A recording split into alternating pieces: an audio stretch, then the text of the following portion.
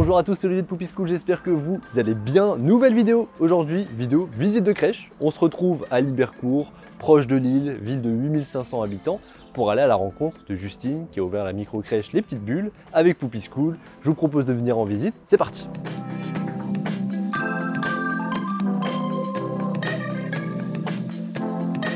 Bonjour, bienvenue à la micro-crèche Les Petites Bulles.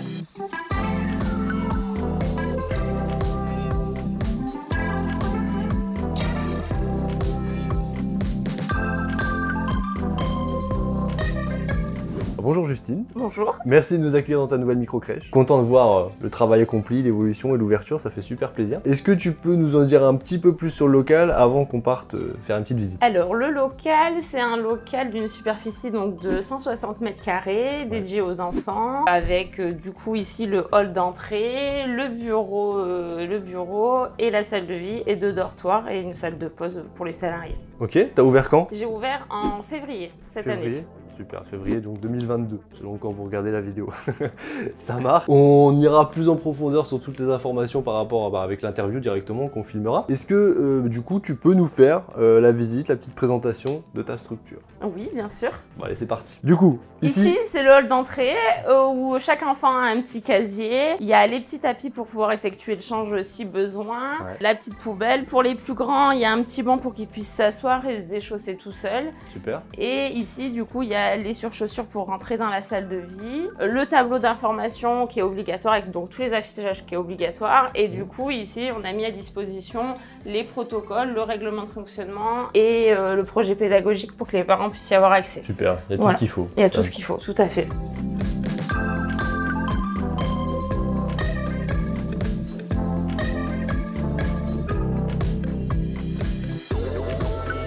Juste à côté attenant du coup, alors on a le bureau. Ici, on a le bureau pour recevoir les familles.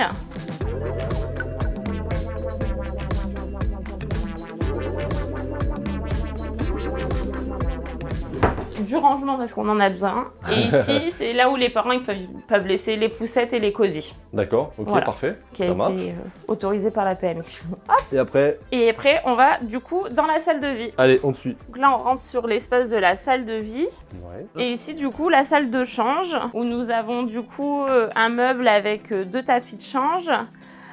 Ici, nous avons du coup des petits paniers individuels pour chaque enfant où on met les affaires de change qui sont du coup près du banc de change. En face, on a du coup là où on met les affaires des enfants, les affaires de rechange, le petit toilette et le petit lavabo à hauteur d'enfant pour qu'ils puissent se laver les mains. La poubelle avec une main forcément et après les autres poubelles. Le meuble de change fait maison, si on nous pose la question. Oui. Un mari bricoleur, c'est pratique. Oui, tout à fait. Ça marche, ok.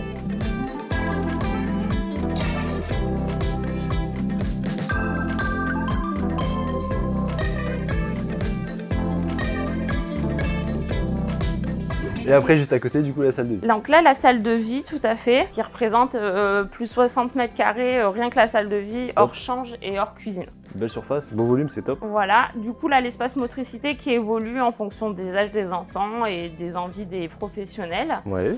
On a l'espace imitation, donc avec la cuisine, les petites poupées, la petite poussette qu'ils aiment beaucoup, et l'accès directement qui donne sur le jardin. Sur le jardin. Et on ira le voir après. Ici, c'est là où les professionnels font les transmissions, le petit interphone pour qu'on puisse ouvrir la porte, bien sûr, pour la sécurité de tous. Okay. Le petit fauteuil allaitement pour le confort des professionnels. Et ici, donc l'espace bébé. Et ici, nous avons la bibliothèque avec l'espace regroupement et le petit coin ressourcerie où du coup, les enfants ont un petit panier pour mettre les tétines, les doudous et les photos s'il y a besoin. Super. Un bel espace en tout cas pour les bébés. Ça, t'as l'intérêt d'avoir des grandes surfaces comme ça, tu peux bien avoir l'espace. Du coup, les grands, ils viennent souvent nous voir.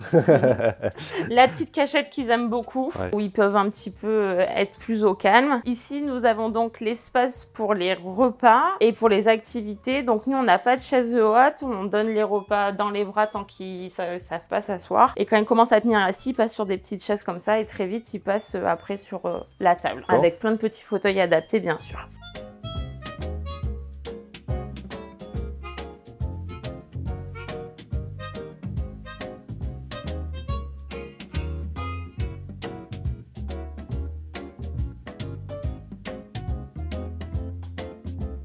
Et juste à côté, la cuisine. Ça marche. Voilà, donc nous on est en livraison froide, donc du coup on a pris le minimum, donc juste un four. Ouais, juste pour réchauffer quoi. Juste pour réchauffer, voilà, tout à fait. Ça marche. Et du coup l'accès direct pour la livraison de l'extérieur. Tout à fait. Du coup tu as inversé totalement le local et on arrive du côté jardin et puis exactement. et ça c'est cool, donc du coup moi c'est calme de l'autre côté. C'est calme, ça nous a permis de faire un grand parking pour les familles, il y a 9 places donc... On le mettra en vidéo, ça marche.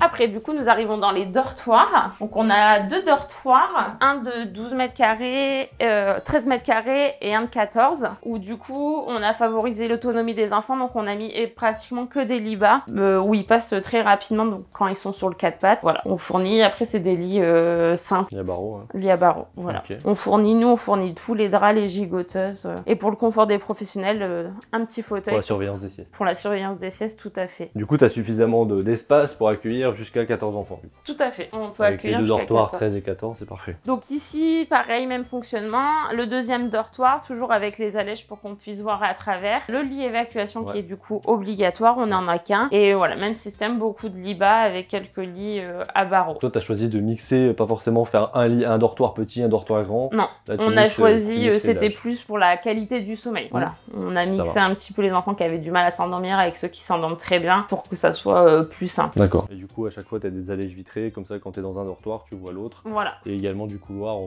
voit l'intérieur. On voit l'intérieur. Là, il y en a partout même. Oui, il y en a partout. Oui, il y en a un petit ici, parce que sinon, juste avec la porte, on ne voyait pas les enfants qui étaient là. Et ça, la PMI, elle n'était pas d'accord. Ok, ça marche.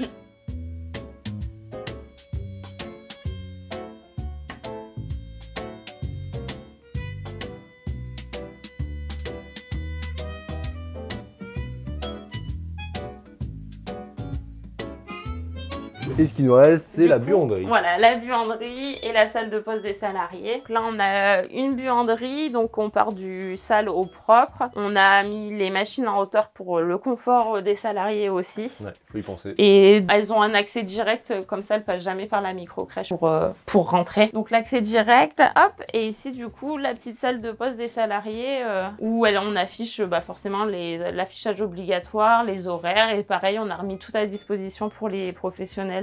Le règlement, les protocoles et le projet pédagogique. Voilà, donc un petit frigo, un micro-ondes, une cafetière, une bouilloire. Tout ce qu'il faut pour être confortable, ça marche. Tout à fait. Impeccable.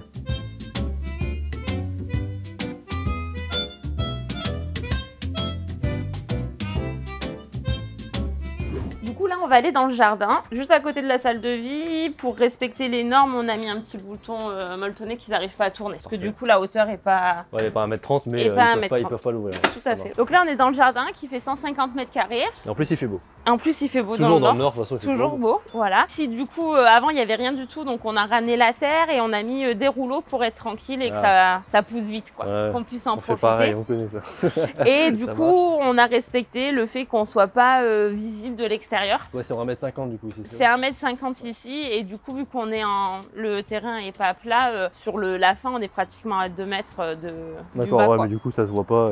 Et t'as même un petit potager. Et on a fait un petit potager avec les enfants qui prennent bien plaisir à s'en occuper. Ouais, ça marche bien. Donc voilà.